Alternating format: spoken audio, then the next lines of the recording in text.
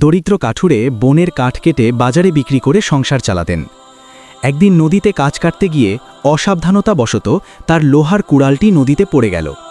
নদীর স্রোত বেশি থাকায় তিনি কুড়ালটি উদ্ধারে সাহস পাচ্ছিলেন না। সহায় সম্বলহীন কাঠুরে নদীর পাড়ে বসে আল্লাহর কাছে সাহায্য চাইলেন।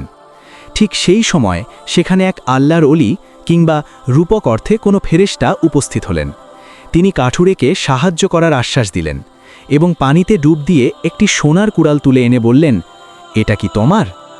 কাঠুরে বিনয়ের সাথে বললেন, না, এটা আমার নয়।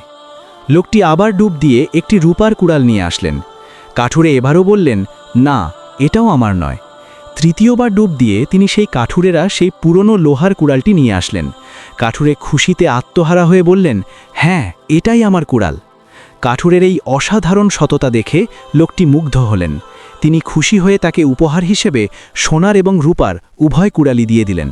কাঠুরে তার সততার কারণে সারা জীবনের জন্য দারিদ্র্য থেকে মুক্তি পেলেন। এই গল্পের শিক্ষা: সততা সবসময় পুরস্কৃত হয়। আল্লাহর ওপর ভরসা করলে তিনি উত্তম রিজিকের ব্যবস্থা করে দেন। লোভ মানুষকে সাময়িক লাভ দিলেও সততা মানুষকে চিরস্থায়ী সম্মান ও বরকত দেয়।